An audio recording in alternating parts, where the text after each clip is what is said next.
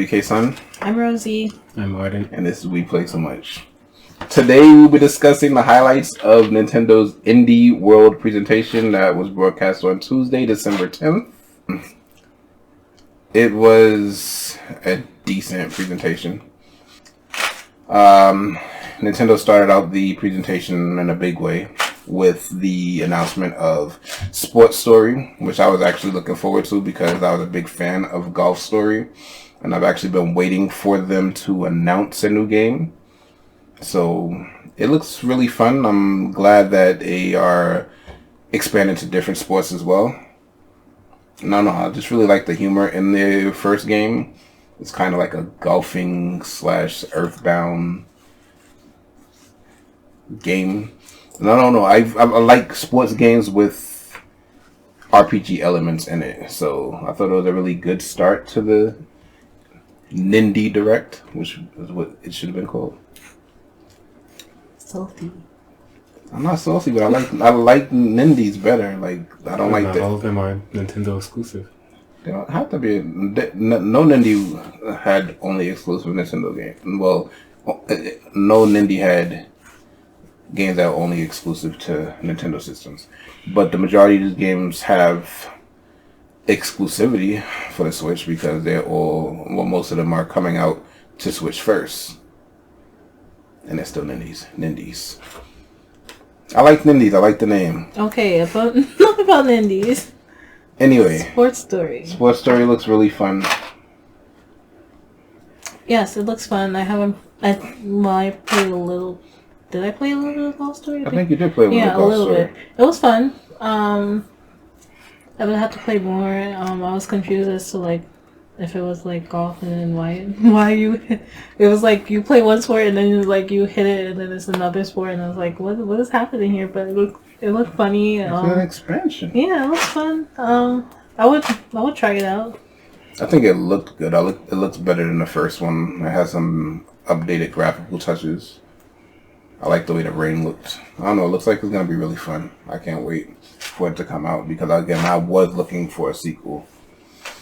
I would get it. I think Golf Story is in my wish list, so I would play that first and then I would get Sports Story. Moving on from Sports Story, Streets of Rage 4 was officially announced for the Switch. I remember playing Streets of Rage as a kid on Sega Genesis, so I'm looking forward to it. I like beat-em-up games, and Streets of Rage is synonymous with beat-em-up games, so I can't wait to play it. I think the art style looks really good. It does look kind of fun. I would actually play it. I've always liked those type of games. I remember playing Final Fight as a kid. I remember playing Double Dragon, and all of those games are... I've always just remember playing with friends in co-op in those games, and I look forward to trying out Streets of Rage 4. I'll try it out too. Sure. It doesn't look interesting to you? I'm very picky when it comes to games like that. Why? I've just never found like beat 'em ups fun or Really? entertaining. No. It's just like I know it's just like mindless playing. Like you don't really have to think about much, but What do you mean you don't have to But think what about about much? Dragon Ball? Isn't that kind of a beat 'em up game? What's Dragon Ball? The Dragon Ball 3 Tenkaichi. no, that's Those are fighters. Oh, what's the beat 'em up game? How's it different? Beat 'em up games are... It's still... You're fighting, but you're just fighting through the levels to get to a boss usually at the end to fight. And I don't know. I've liked those games because... Again, I played them as a kid and I enjoyed those games. I enjoyed the Ninja Turtle games. They're fun for me. Charlie's gonna play them with Forsen. Okay. fun. They're fun. I don't know how you can't enjoy those. They're mad fun. But anyway, we're moving on. Another game that we'll want to talk about is a ridiculous looking game called Skatebird. Ridiculous. No. Awesome. I can't see Skatebird being the next. Put two things together that you think should never go together? Skating and birds? Yeah, and then it's magical. Listen, in a world where Untitled Goose Game was one of the most popular games of the year. And it was fun. You never know. Yeah. It was really fun. It had really good music. Yes. Well, eventually I'm going to play it since You I should. bought it day one and I haven't played it yet. You should. It was a good game. I'm going to play. but I don't know. It's ridiculous looking. It's birds on a skateboard. It doesn't make They sense look to me. adorable, and you're gonna want to name one Tony Hawk because Tony Hawk. I like it. All right, you just sold me on it. yes, exactly. See, I'm sold. There we go. Exactly. So, Excellent. yes, so Skatebird or Skatebird, as I've been calling it. Bird. No. Okay. Okay. Since we're just randomly naming all of the games, now we can talk about Gloomlight, which is a blatant ripoff of Hollow Knight. But I'm going to keep my eye on it because I've been waiting for for some reason, when a good game comes out, a good indie game, in my head I'm like, when is somebody else going to make a game like this? So I was like, when are we going to see something that looks like Hollow Knight? And then this came up and it looked like a total ripoff of Hollow Knight. But I'm going to keep my eye on it because Hollow Knight is a really good game, and who knows, this might be a really good game.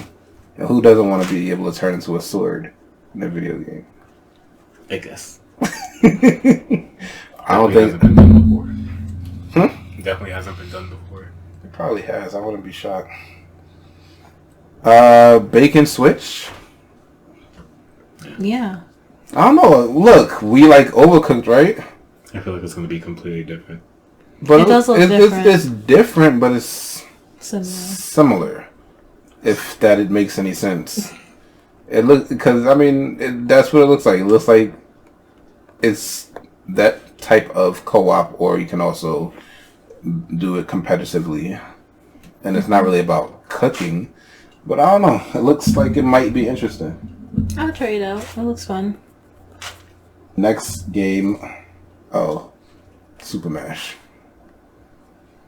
I don't see it. Procedurally generated random games, I don't know how it's going to work out. Most of those games are probably going to be trash. Yeah, I don't see it being what they think it's going to be. Like, if they went more of like a you make it with like the different elements of the genres of the game, maybe it would be like something special. But if it's just going to be making it's on its own.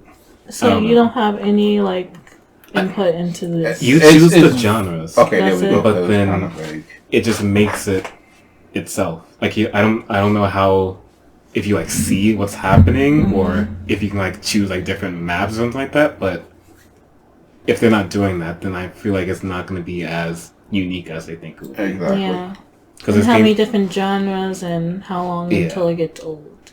Yeah. Because they say it's going to be like something new every time you play it, but I cannot see it being. I mean, I guess you could say when you play any procedurally generated game, it's something new every time you play because it's going to be different than the last time you played it. But if it's the same genre, exactly, then it's just going to get stale. I get you.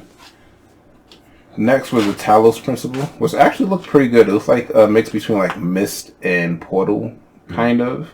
It looks really good. First person puzzle game.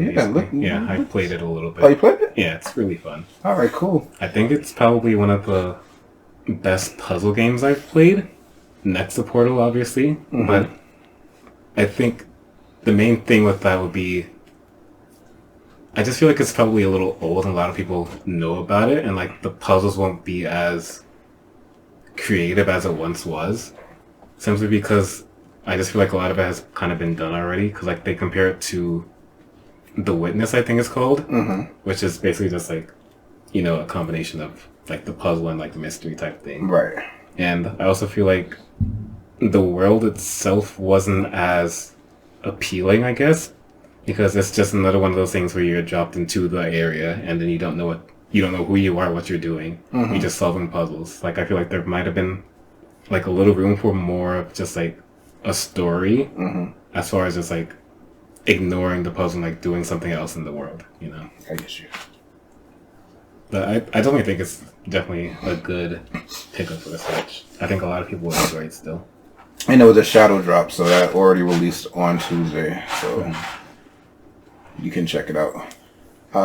Next was Sailforth. Look, I like sailing games.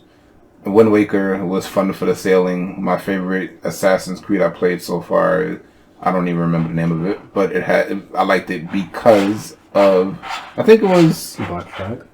Was it Black Flag? Or Odyssey? No, I haven't played Odyssey yet. I'm guessing it was Black Flag. Probably. Or the one that came before it. I can't remember though. Anyway, the only thing that I liked about that Assassin's Creed game was the parts where you were on the ship. So I like the pirate part.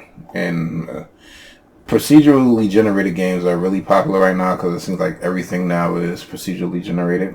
But I don't know. I'm looking forward to it a little. It's a pirate game. Visually, it doesn't look too appealing. We'll see. Arg. That was a good pirate impression. Thank you. Next was Dauntless, which is free to play Monster Hunter. It looks pretty interesting. I've heard that it ran really crappy on other systems though, so I'm kind of curious how it runs on the Switch. Even PC? Oh, not the PC. Come on now, it's not it. Yeah. I'm gonna check it out. I actually already downloaded, but I haven't played yet.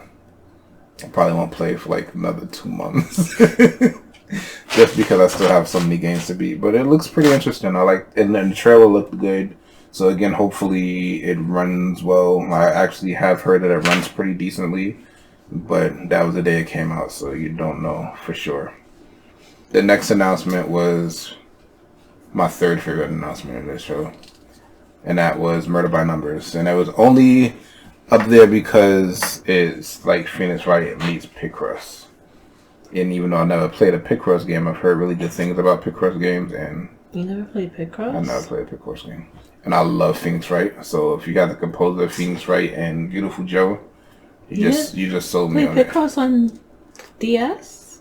I've never played Picross. I own it. Oh, I like Picross. I've heard really good things about Picross, but I never played a Picross game in my life. Fun. Anyway, Picross meets Phoenix Wright. It looks good to me. And again, you give me a game with the music that's similar to Phoenix Wright music, and you sold me on it right there.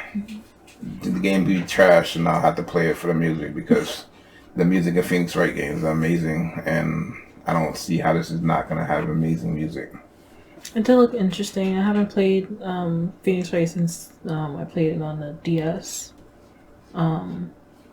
But I would try this one out. As an aside, Capcom, where is Ace Attorney 7? It is 7.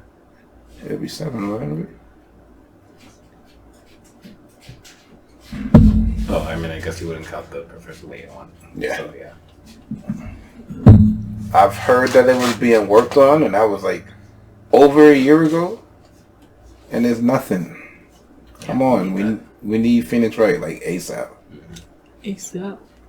Next was Oddworld Stranger's Wrath, another game that I heard really good things about. Came out on the 360, I want to say, and it's supposed to be the definitive version.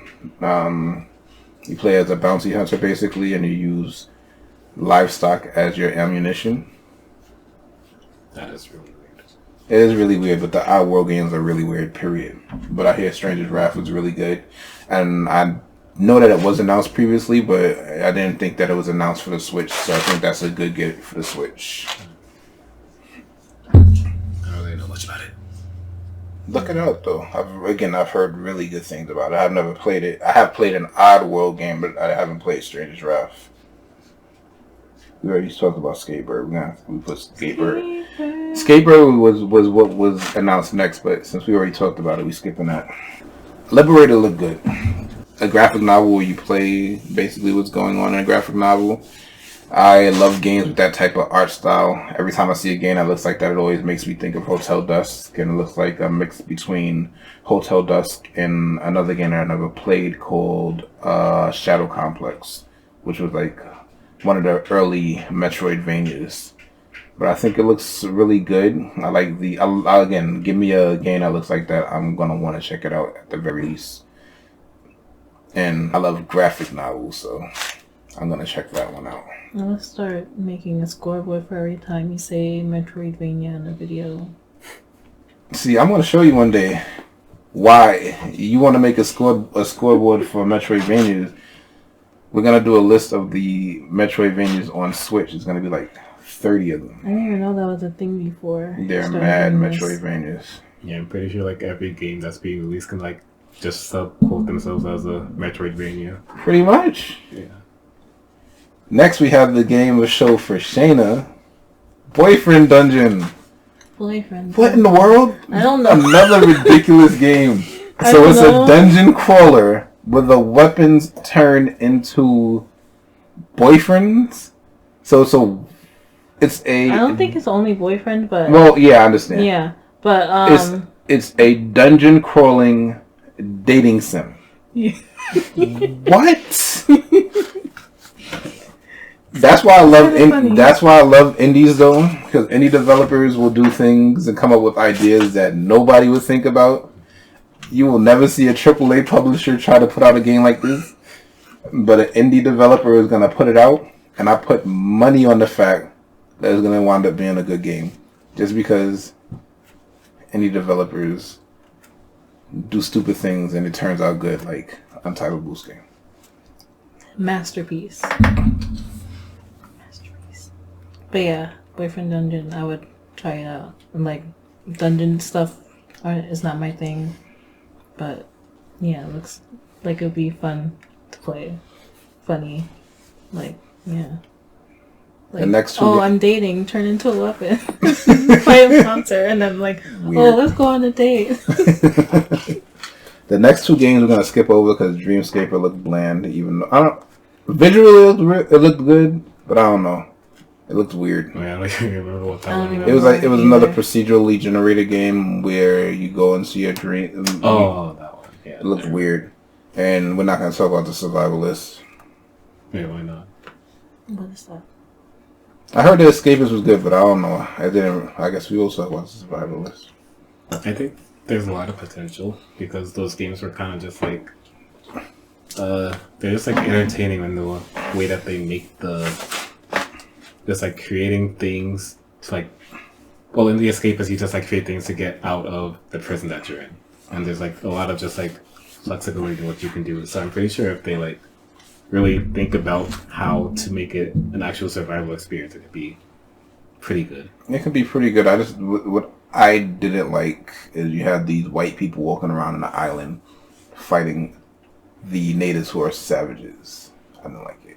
Oh, okay, I get you. Kind of threw me off right there.